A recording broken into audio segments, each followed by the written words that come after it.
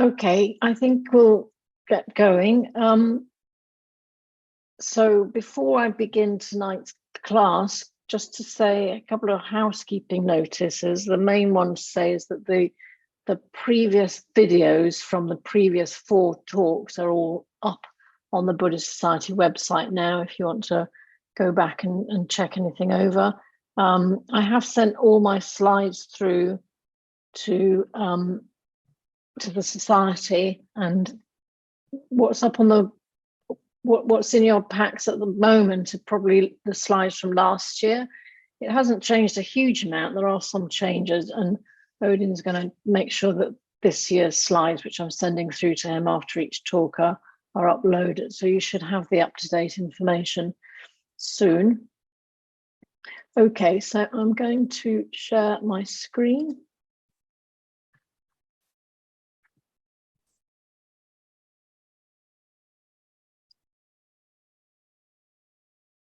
So welcome to lecture number 5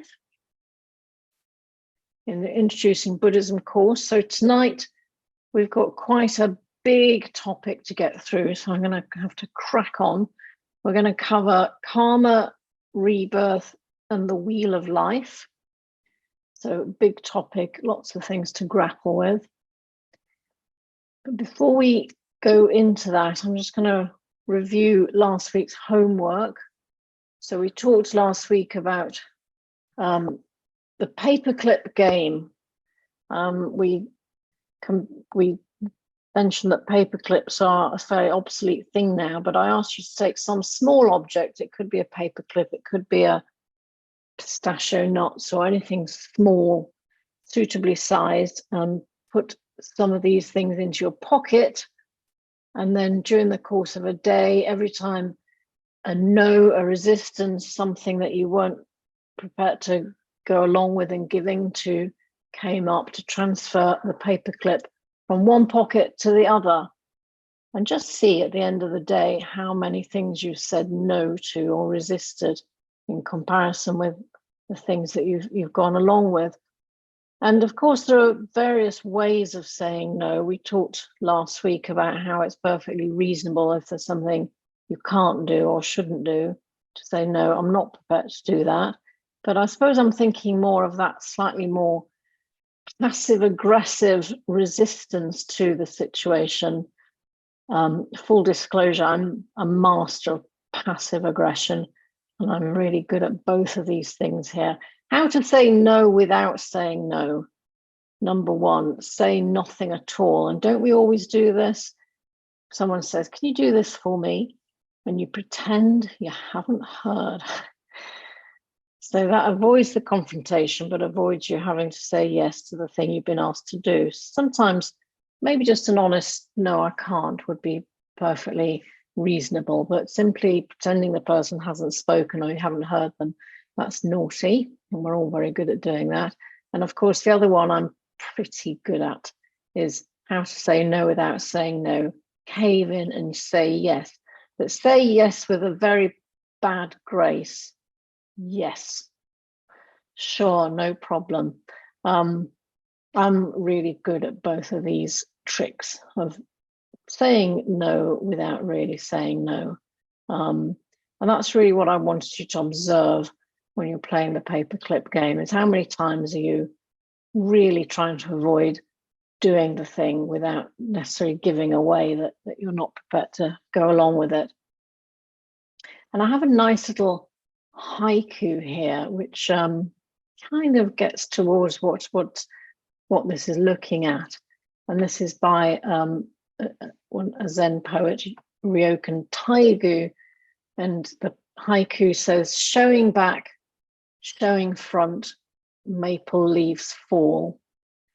Just get the sense of the maple leaf fluttering down, showing its front, showing its back, flutter, flutter, flutter to the ground.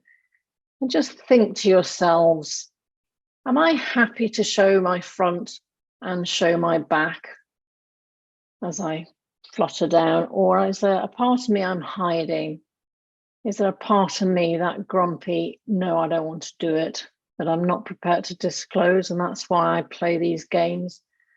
Are we willing to show all sides of ourselves, or is there a side that we'd really rather hide and not let people know about? Showing back, showing front, maple leaves fall.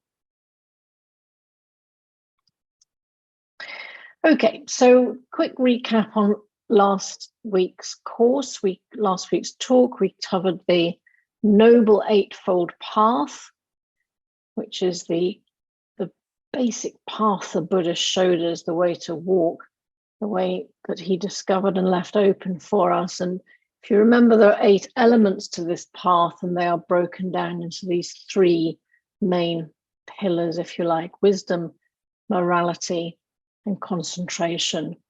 Or if you prefer, seeing things the way they really are, rather than seeing things the way I perceive them, the way I think they should be, seeing things through my own notions and thoughts and prejudices, really, I suppose, seeing things from my bias, prejudice view.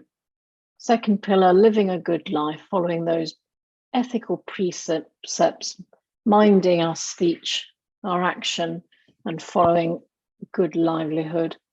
And then finally, being present in the moment rather than being away in the past, in the future, with our memories and our dreams and aspirations, trying to live in the here and now, which again is very, very difficult to do, because basically it's boring to be here and now. We'd rather be away in our thoughts or thinking about things that have happened in the past. Okay, so let's get on to tonight's talk. So we're beginning with the big topic of karma. You're all very familiar with that term, karma. It's entered into the common usage in the English language, and we all kind of think we understand what karma means. Yes, what goes around comes around. We talk about someone's bad karma or their good karma, and we think we get it. You do this and then this happens. It's a little bit more complicated than that. So the first thing to say is that karma is a completely neutral law of the universe, just like gravity. There is nothing around judgment in karma. There's no punishment, there's no reward. There's simply the idea that there is an action and there is a consequence. Nobody is standing in judgment upon you. You're not being punished for what you've done. It is simply you do one thing and it leads to another. And if you think about the gardening analogy, if you plant a seed, then that seed will take root and start to grow when the causes and conditions are right.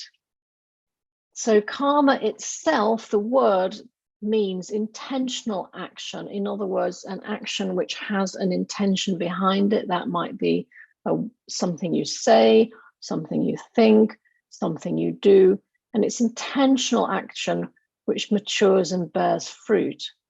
And those intentions come from this aspect of the skandhas, the thought processes, those mental formulations. So if I have a thought or have an action that comes from that thought, that will generate a consequence. So in other words, if I walk out of my house now and inadvertently tread on an insect, I haven't intended to do that. There's no karmic consequence from that action because there was no intention behind it. Whereas if I see the snail progressing along my roof terrace towards my hostas and I go out and stomp on it, that is karmic because I have intention behind that action. I have intention to do harm to the snail, and there will be a consequence from that. And this is the very first verse in the Dhammapada, which is a collection of the Buddha's teachings. I recommend that if you can get a copy of the Dhammapada and read it, it's really very well worth your while. So it's full of many different verses. This is the very first verse in the very first chapter of the Dhammapada, and it says, all that we are is the result of what we have thought. It is founded on our thoughts. It is made up of our thoughts. If a man speaks or acts with an evil thought, pain follows him, as the wheel follows the foot of the ox that draws the carriage. If a man speaks or acts with a pure thought, happiness follows him, like a shadow that never leaves him. So that's really describing the law of karma, that whatever we think or do, a consequence will follow. And what I really like about this verse in particular is that sense of the pain, the heaviness of the ox and the dragging of the carriage behind, the wheel following the foot of the ox. There's a sense of heaviness and burden there, isn't there? That if you have an evil thought, a bad thought, that bad things will ensue with that inevitable, burdensome, dragging weariness. Whereas if you speak or act with a pure thought, happiness will follow, like a shadow that never leaves you. That lightness, that much more sort of light, unburdened sense that comes from that analogy. If we look at Buddha, if we look at what Buddhists say about karma, karma actually can be subdivided into 4 separate elements. There is the first element, cetana, which is the intention itself. So my intention to stomp on that snail. And then karma is the action, the actual stomping. I've done the thing, I've crushed the snail. That is the action. And then vipaka, the ripening. So there isn't an immediate consequence from that. In the Buddhist teachings, that karma has to, the karmic action has to undergo a ripening period. And then there's karma phala, the fruition of the action, that will in time, when the causes and conditions are right, that will bear fruit. And of course, just like a seed that you plant, the seed that you plant gives rise to the thing that you're expecting. So if you plant an acorn, what will grow is an oak tree. There's no amount of watering or sunshine or wishes that will turn an acorn into, let's say, a poppy. You know, you plant the seed, and the consequences, when the time is right, when the action starts to come to fruition, when the cause and condition is right, that seed will bear fruit, and that will be either a good consequence if what you've done was a good action, or an unfavorable consequence if it was a bad action. But I want you to think a little bit broader about karma, in the sense that we are all connected together. So that's acts do not perish even after hundreds of millions of cosmic periods, on meeting the right combination of conditions and times that they bear fruit. But I like to think about karma, really, the fact that we are all interconnected, that everything that I do has a bearing on other people around me.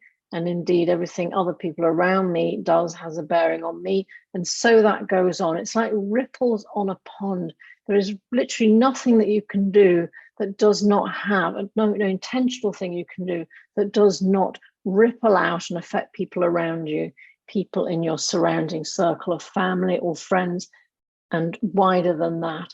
And similarly, actions of other people will ripple back and affect you. So if you are spreading out harmonious kindness and compassion and good vibes, this will eventually start to permeate the world around you and the people around you, and will come back as generally conducive to greater harmony and goodness in the society you move in. Similarly, if you're going through life propagating misery and grumbling and dissent, then that's what's really going to come bouncing back to you through all the various people and things that you interact with. And also, to a certain extent, in fact, this is what Ajahn Sumedho says, is that the karmic consequence of your deeds is also partly because of your thoughts about it.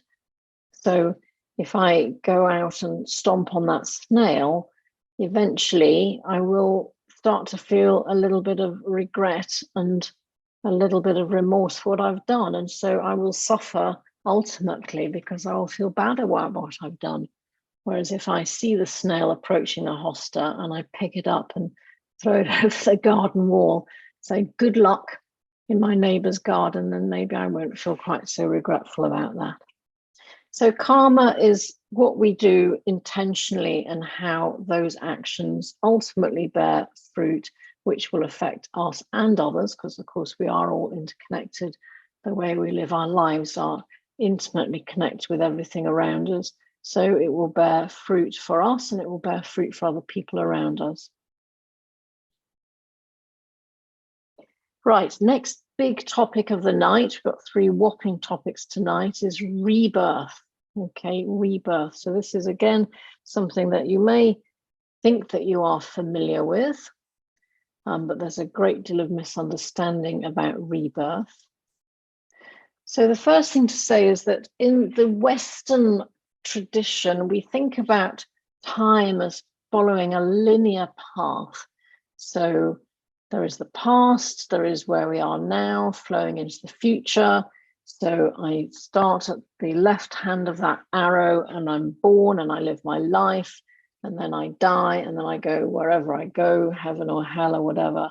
That's how traditionally in the West and in the Christian and Islamic teachings, that's how we think about life. Whereas in an Eastern, the Eastern teaching is that time follows a cyclical course, that things come to be and cease to be, come to be and cease to be. And this idea of coming and going, coming and going, this is would be very familiar to someone who's grown up in an Eastern religious setting, whereas it's slightly odd to us in the West. We think this is my life, begins here, ends there, and that's it. It's not quite the same in an Eastern philosophical setting, which leads to the concept of rebirth. Now, let's just be clear. There is a distinction between reincarnation, which is the soul of one individual after death passing over and occupying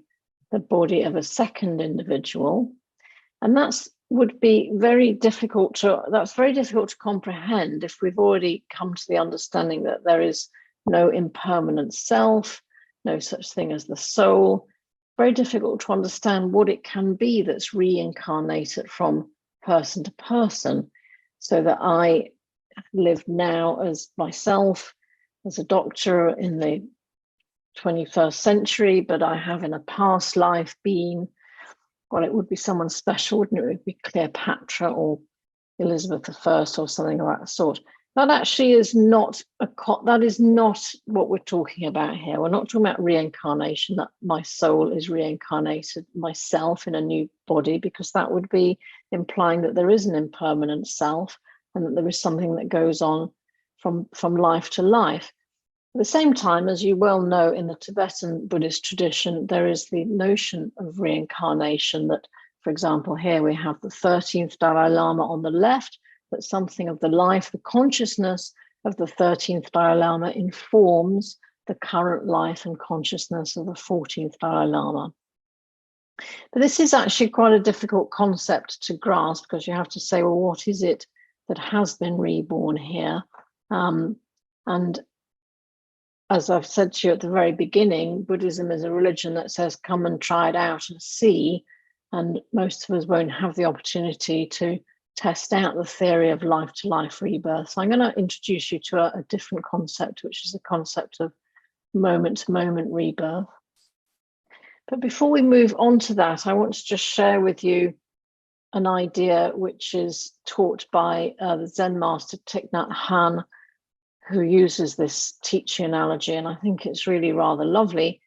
And he talks about the clouds in the sky, that the clouds, they are constantly moving, constantly changing. There is the impermanence of the cloud.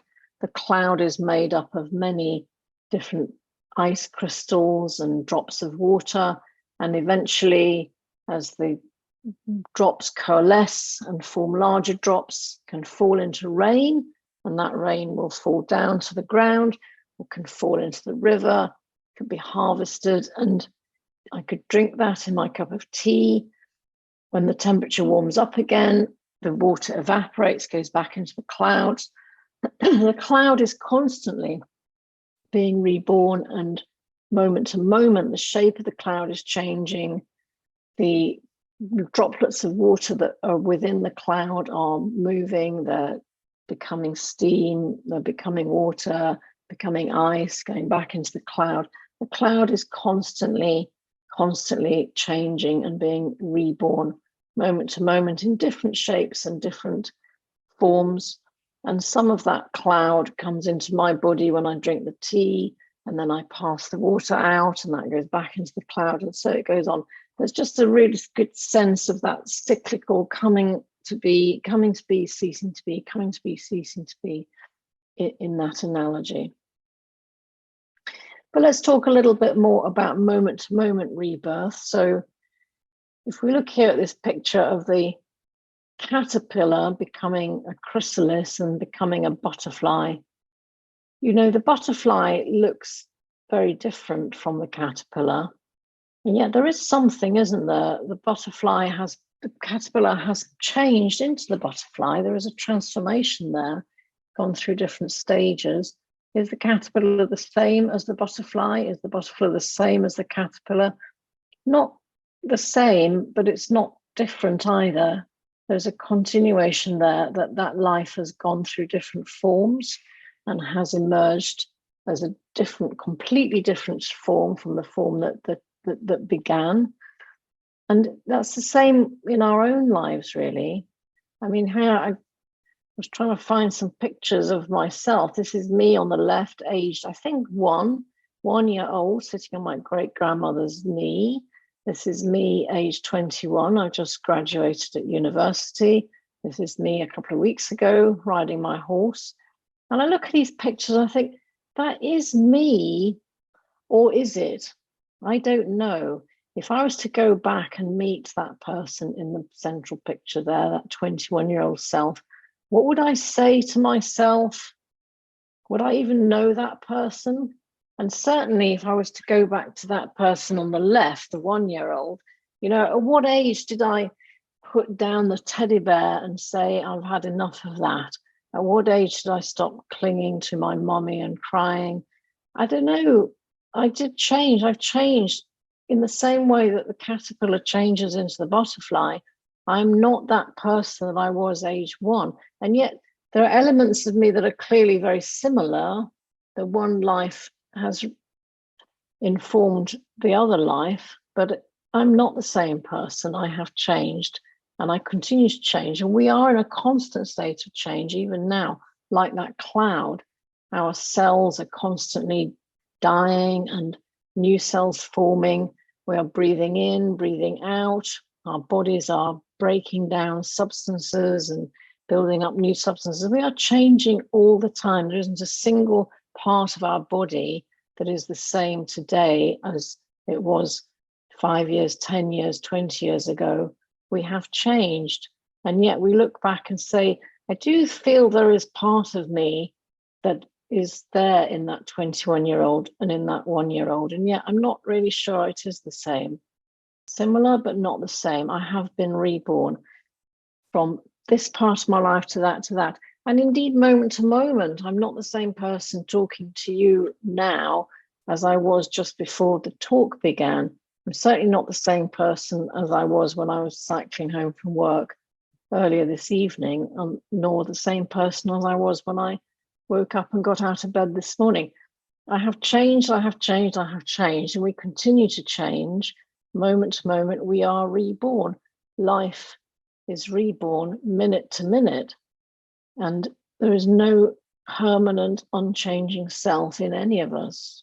We are in a constant state of change, and that is something that is part of the teaching of impermanence, but also feeds into this concept of being reborn moment to moment to moment.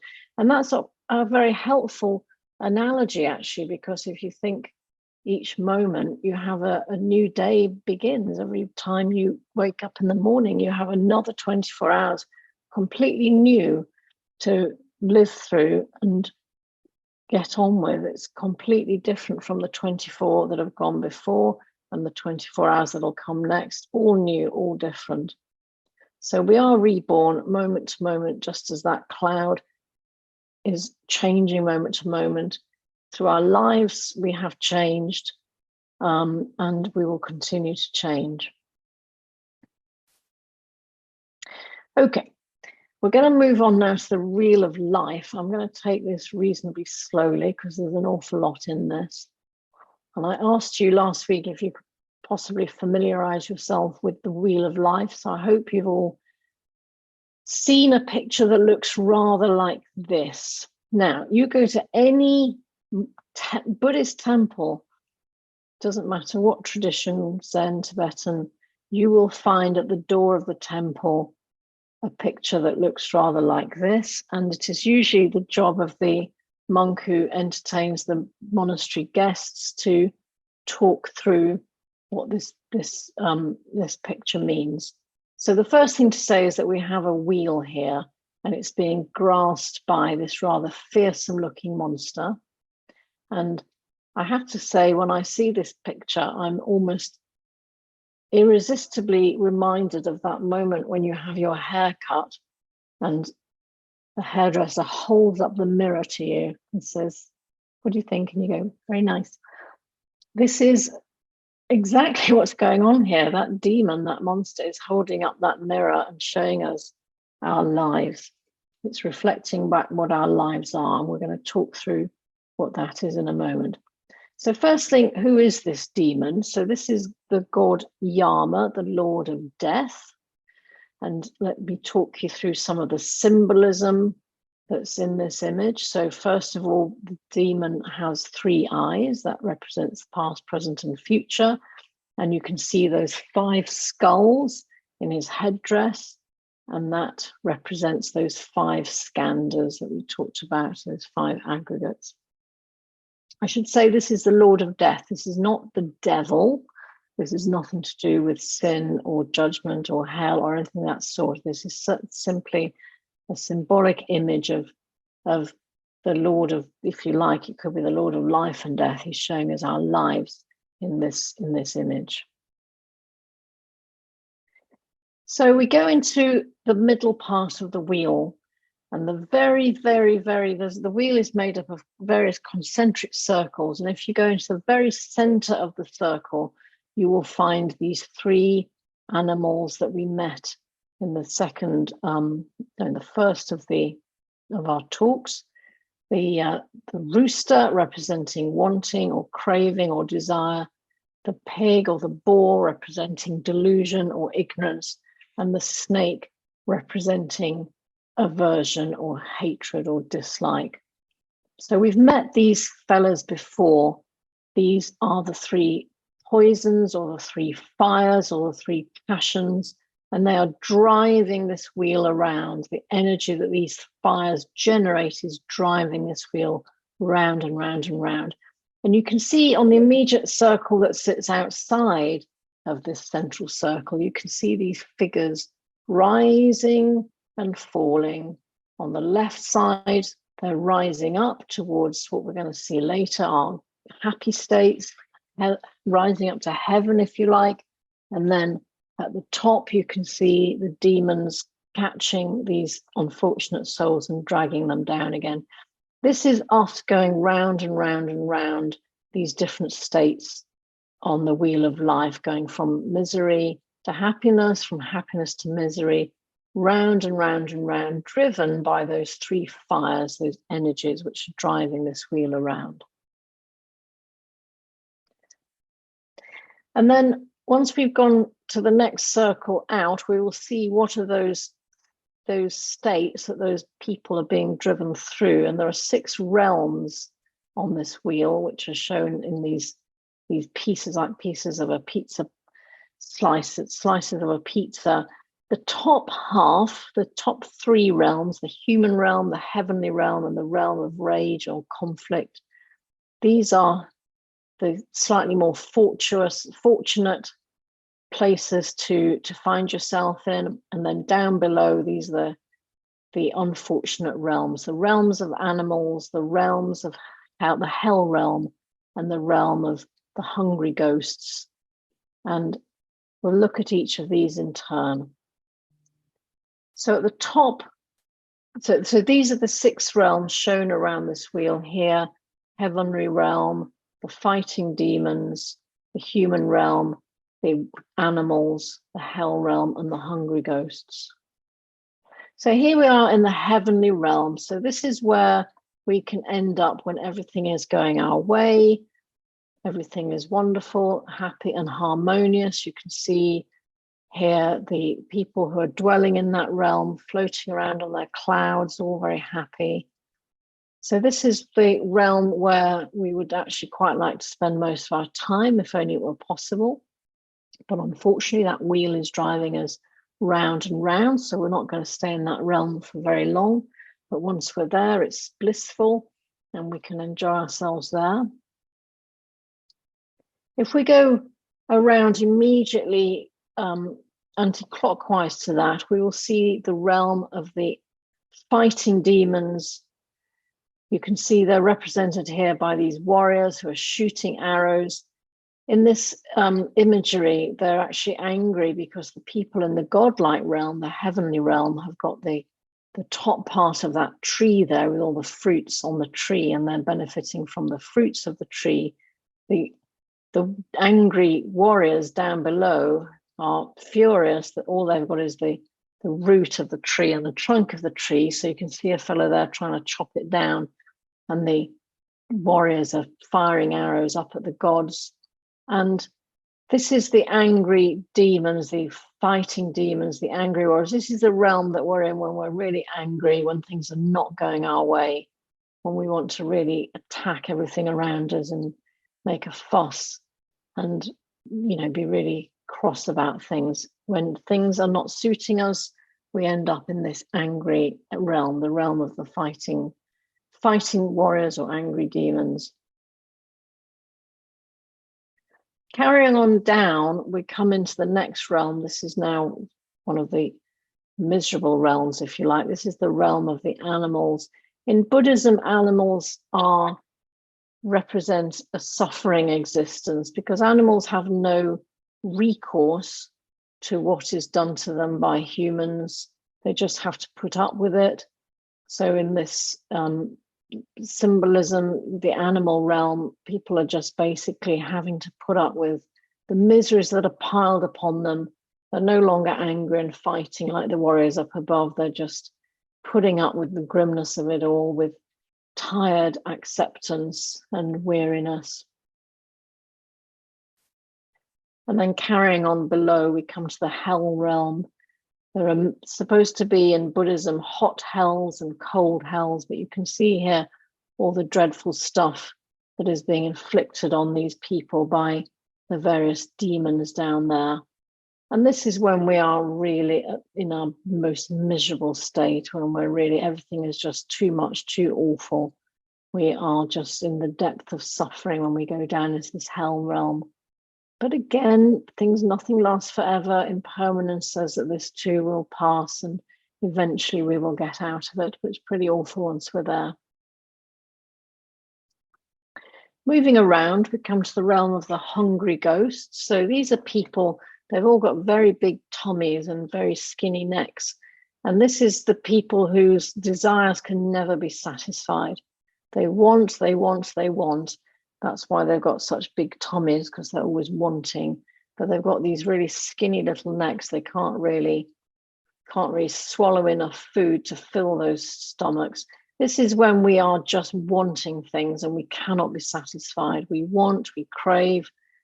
We are never satisfied with what we have. That puts us in the realm of the hungry ghosts, wanting, wanting, wanting more, but never being satisfied. And then last but not least, the human realm. This is where we can live our lives as ordinary human beings. This is where we can be in harmony with what is. We're not angry. We're not hungry and demanding. We're not miserable. We're just getting on with life. And this is the realm where we would like to spend most of our time, really. And this is the realm we aspire to be in. It is said that this is the realm that you can be liberated from. just to say, you may not have noticed, but in each of these realms, there is a little bodhisattva, a little Buddha type figure, to show that even in the worst hells, even in the worst situations possible, there is always help at hand from the Buddha and the Buddha's teachings. There's always the possibility of reaching out to the Buddha and being liberated from that state that we are in. So how does this actually help us? How does this work in our daily lives? Well, let's go through my daily life. So I get up this morning. It's actually 6 o'clock when I get up. Anyway, I get up, the alarm goes off at 6, and it's a beautiful day. The sun is shining and I'm really happy. The bed's nice and warm. I'm in a bit of a heavenly realm. Sunny day, warm bed, feeling fairly relaxed and comfortable. And then, I've got to go to work. I don't want to go to work. It's Monday morning. I really don't want to go to work, but I have to go to work. So I am now taken from the heavenly realm. I'm now in the realm of the animals, the suffering beasts, because it's Monday morning. I've got to go to work and I really don't want to, but I have to. So I drag myself out of bed and get myself ready to go to work. It's the Jubilee line and it's always, always crowded. There's been delays on the Jubilee line and the next tube is 8 minutes away. And of course, the platform is getting more and more crowded. But I really want to get on this tube because I'm going to be late for work. So I am now an angry demon, an angry warrior, and I am going to push and shove and jostle and elbow and force my way to get onto that tube. And I don't care who I'm pushing out of the way. I'm going to push and fuss and really get myself onto that tube ahead of everyone else. And I'm angry that all of these other people are there on the platform, that I should be able to get on the tube and get ahead and get to work away from everyone else. It's making me furious that I have to put up with this every morning. Jubilee line or Northern line, any line really, they're all as bad. Anyway, I get onto the tube and yay, I'm just position myself just in front of the seats that the little lady has just got up and vacated. There's an empty seat there. My bottom is about to sit on it. And I sit down on the seat and, you know, I'm back in that heavenly realm. Bliss, bliss, bliss. I'm sitting down. I can get my book out and have a read. I am so, so, so, so, so happy. So I finish my journey and I get off the tube and I want to get my usual cup of coffee before I go into work. And oh my goodness, look at the queue. And now I'm a hungry ghost because I want my coffee and I can't get my coffee in, it'll be at least 10 minutes to get through this queue. What are those people at the front ordering? They're ordering stupid things, frappuccinos and lots of pastries, and it's going to take forever. I am a hungry ghost because I want my coffee. I want it, want it, want it, want it, want it, but I can't have it because I've got all these people queuing ahead of me. So now I'm a hungry ghost. Let us hope, please, that by the time I get to work, I am going to be in the human realm and behave like a decent human being, having been through all of those 6 realms in the course of an hour or 2 between waking and getting into work. Let us hope I can arrive in the human realm and stay in it for the sake of my patients and my colleagues. So that's how the 6 realms play out, and they play out for me and they will be playing out for you as well, I'm sure. Right, now, the 12-linked chain of dependent origination. So we're now on the outer part of the wheel. We're going to look at these little pictures that lie on the very outer part of the wheel, which is basically saying how one thing leads to another, leads to another, leads to another. Everything arises from something. So there are lots of images around this wheel. I'm just going to walk you through them. So the top of the wheel There's an image of a blind person, and that represents ignorance, delusion, not seeing things the way they are. The next picture is of the potter shaping the vessel and putting marks onto the clay. That is those intentional karmic activities that are going to cause consequences later on. And then we've got the monkey grasping at things in the tree. That's our concepts, our conceptual thinking, our putting things into boxes and categories and trying to figure out how things are going. We've got the next picture, two men in a boat. That's the body, the words, the images, the physicality of myself. And then we've got the house with 6 windows, which represents the 6 senses. So we talked about the 6 senses before, the 5 senses that we are familiar with, and then the 6th sense, which is mind.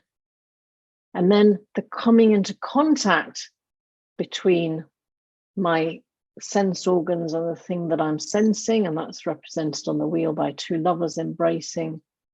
And that contact will lead to a sensation, a feeling, which could be pleasant or unpleasant or neutral, and that's represented on the wheel as a man with an arrow in his eye. And then that would lead to craving or perhaps aversion if it's an unpleasant sensation. That's represented by a drinker drinking, and that would lead to clinging or desire, the need to grasp more of what I'm getting, or even to perhaps to push away the thing that I don't want. And that leads to another chain of events coming to be and getting set up from that point forward. So we have 2 lovers embracing, the actual sexual intercourse, that is the conception, the setting off of the next step of the next round of the chain, that thing coming to be, a woman giving birth, and then the death of that concept, that action, that's represented by a corpse. So we're just going to show you the pictures there. So we've got the blind man, that represents ignorance. This is my deluded, prejudiced way of seeing the world, of seeing things from my perspective of how I think things are rather than how things really are, ignorance. Mental constructions, mental formulations, those thoughts that we've met in the 5 skandhas. This is represented by the potter who's shaping the clay and putting patterns onto the clay. Consciousness, the consciousness that flits about from here to here to here, represented by the monkey in the tree, jumping from branch to branch and grabbing at things as it goes. And then we've got name and form, my body, the physicality of my existence, that's represented by these men here in a boat. Then we've got the 6 senses represented by this house with 6 windows. That's the sense of seeing, of hearing, of taste, of touch, of smelling, and also thinking. And then we've got contact, the 2 lovers embracing. So the thing that I'm sensing is coming into contact with the sense organs. That's the thing I'm seeing coming into contact with my eye. That's the moment of contact, and that generates feelings or sensations. This is a man with an arrow in his eye. Those feelings can be pleasant or unpleasant or neutral. And once you've had those feelings, that leads to either a desire, a craving for that feeling to continue, or perhaps even aversion to wanting that feeling to go away. That's represented here as somebody being served a drink, and then that wanting leads to grasping. I want that thing, I want more of it. And then finally, the next step, the next thing is coming to be. These are the 2 lovers engaging in sexual intercourse, giving birth to the next deluded concept, and then ultimately death and decay. So in the traditional Buddhist sense, the first 2 elements on that wheel, ignorance and the mental formulations, those have happened in a previous phase of existence, perhaps in a past life or in the past. What's happening here and now is that thing, that concept coming into consciousness, through one of my six senses, that contact, generating feelings, sensations, a desire or an aversion, the need to possess or get rid of whatever it is, and then in the future life, bringing about the next step, the next phase of foolishness or misunderstanding or prejudice, whatever it might be. So again, how does this work in a real example? I'm going to go back to my pretty feeble example I told you about some talks ago about being bitten by the mosquito in the Norfolk Broad. So in this type of scheme, this is how it would work. So I have a deluded notion about mosquitoes, that they hurt me, that they harm me, they bite me, and I get a big swollen, puffy swelling on my leg, and I get really very stressed by that. So I have in my mind already the idea that a mosquito is a very harmful thing, much more harmful than, let's say, a fly, even a bee or a wasp. So that's my ignorant, prejudiced view of life and my mental formations, my thoughts about the mosquito. And then coming into consciousness is the idea that the mosquito has landed on me. So my body, name and form, has detected that through the six senses. In this case, the sensation of the mosquito. My eye sees the mosquito, comes into contact with that mosquito. I get, first of all, the sense of pain. The mosquito is biting me. That's unpleasant. And I also get that panicky thought that this is going to cause a future swelling and itching and misery. So I have a sudden incredible need to get rid of that mosquito. I don't want this touching me anymore. I want it off me. So I'm going to do something now. I'm going to swat it, or I'm going to brush it off my leg, or I'm going to run quickly to get away from it. I don't want this mosquito. I want to get rid of it. But that whole thing has fired up further distress, annoyance, grief, A, about this current mosquito, B, about the situation that brought me into contact with the mosquito in the first place, for which I blame the person who planned this walk, and finally will fuel my further ignorance about the relative role of myself and mosquito in this world, how I don't like mosquitoes, I don't want them anywhere near me, and they are harmful. And that will set off the next chain of circling round and round of annoyance, misery, fury that the mosquito has bitten me, a desire never to have it happen again. And so it goes on, so it goes on, so it goes on. So it's not the best example in the world, but it's the one that I like to just think shows you how one thing leads to another, leads to another, leads to another. Now, we don't have to be trapped on this wheel. We don't have to go round and round and round, driven by those fires, those passions. There is a way in which we can break this chain. And we break the chain at this point here, the point of the grasping. If we didn't want this thing so badly, or if we didn't not want this thing, we could actually break the chain. We can't do much about our ignorance from the past. Obviously, we can work towards a more wisdom for the future. But all of these things that have happened before, my ignorant backstory, the presence of the mosquito, in fact, it's bitten me, all of these things are happening now. But I don't have to react so badly to the mosquito. I don't have to generate that mad, panicky need to get rid of it. And then the need to never go on that walk again, and the need to punish my partner for having suggested in the first place. I don't have to just drag myself around this wheel time and time and time again. I could actually stop it if I could only get into this part here, that grasping, that craving or aversion, whichever side of it you're looking at. I could break it there. You don't have to go round and round and round it. You can actually stop it, but you have to be aware of it before you can interrupt it. But most of the time, we're not aware that this stuff is going on. We just accept that we're whirling round and round from misery to heaven, from heaven to misery and back again, we don't realize that we actually have a way out of this, that we can actually stop this process. We can learn to live in a life that is more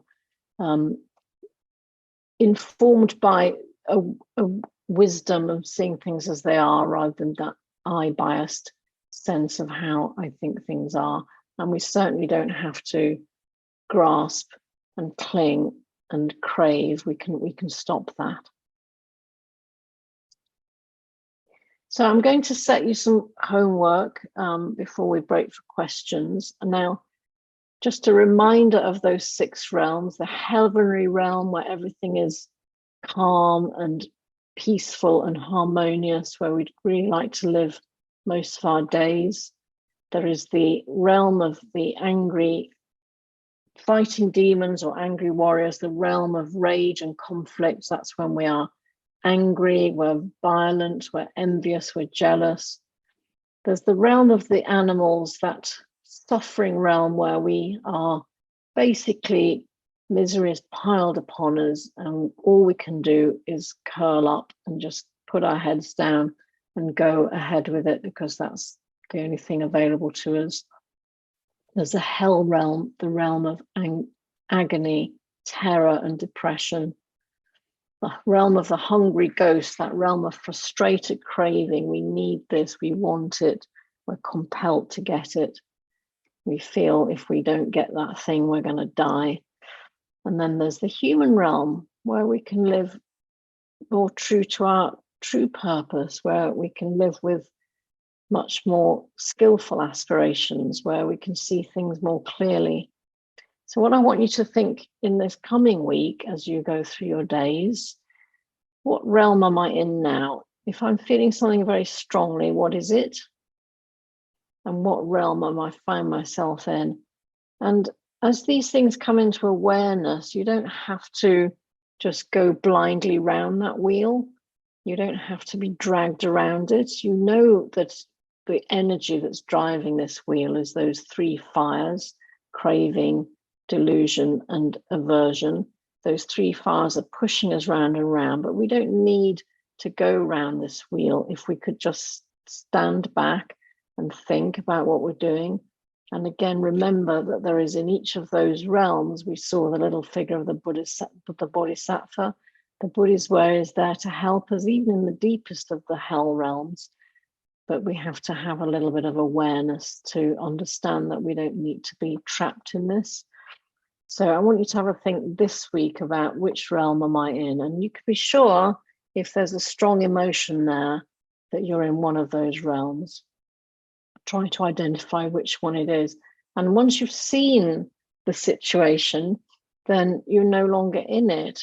I think it's Lama Minga Rinpoche who says, if you see the river, you're not in the river. In other words, if you can see the rushing passions and the driving emotions, then you're not being trapped by them. If you are in the river, it's going to sweep you away. If you can stand aside from the river and just be aware of it and see it, then you're no longer being dragged by it. If you can stand outside of these realms and just see where it's going, then you no longer have to be dragged through it. So that's tonight's talk, big topic. I'm going to stop sharing my screen, stop share. And I think we have just about 5 minutes for questions. I'm just going to look at the chat, see what we've got. John, how can I watch the recordings on the website of the Buddhist Society? They're all up there, John. I've been promised this evening that they are there now. And 100 and odd people have watched the first one. So yeah, they're definitely available, and the talks are also there, or the slides should be in your information pack, and the slides are going to be updated with the current year's talks as well. So they're definitely there. How does Buddhism help us manage guilt and regret over mistakes made and harm to others caused? Well, We've hinted at this in other talks, the concept of letting that go. I mean, clearly, if you've done something that is wrong and unskillful, I stomped on the snail, that was wrong and unskillful, and I feel remorse. And that is, if you like, how karma is working its way through. I've done a bad thing, I recognize that, and I feel guilt and remorse. But there is a point at which we have to let those feelings go. Otherwise, you are simply clinging to those feelings and perpetuating the misery that you find yourself in. So you have to try to let go of the guilt and the remorse and move on to the next thing. And sometimes that simply really involves going into the thing that's happening now. You know, we talked about how most of the time we're not in the present moment, we're stuck in the past, remembering what we've done with guilt and remorse sometimes, and sometimes we're in the future planning what we're going to do. But if we're actually focusing on what we're doing right now, you can't be hanging on to those previous memories, those memories of concern, of anxiety. So my recommendation, if you want to move on from these strong emotions, is to get on with what you're doing right now.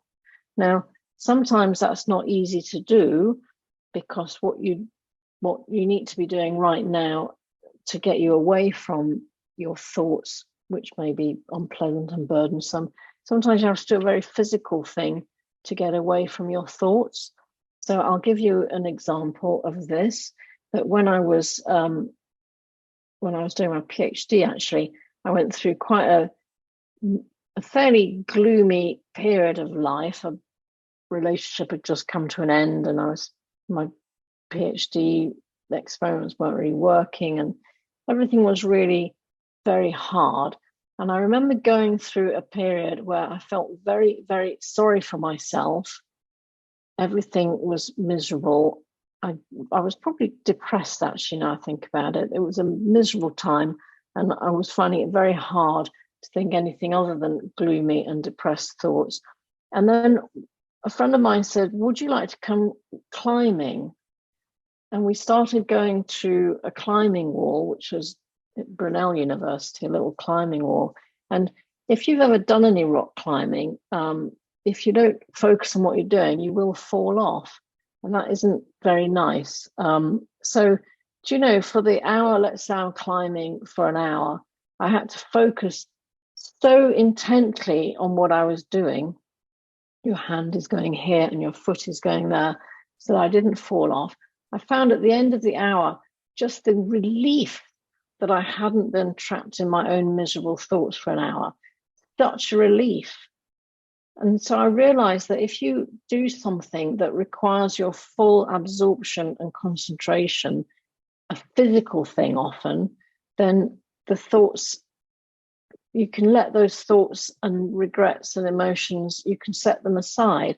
Now, as you get more skilled in your Buddhist practice, particularly with your meditation practice, it doesn't necessarily have to be a physical thing. As you learn to become more aware and more concentrated, you can do this just by, moving on to the thing that's in front of you.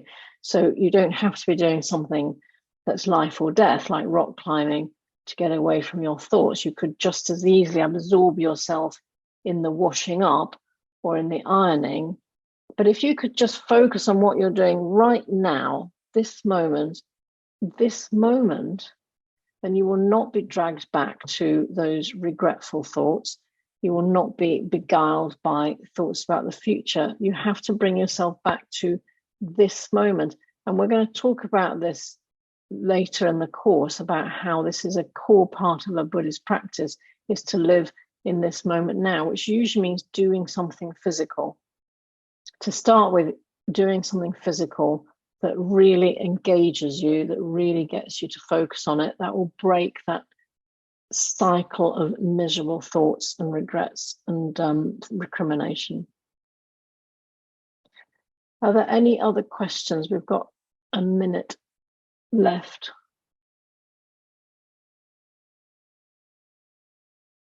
No, all good. Super. So we'll return next week to the sixth realms. So, but also a little spoiler alert, next week's talk, we're going into the Mahayana, we're going into the Great Way. We're going to talk about some of the Mahayana concepts, and we're going to see how they differ slightly from the things that we've talked about already so far in the course. So Mahayana next week, it's going to be really interesting for you. So I look forward to seeing you there. Have a good evening. Good night.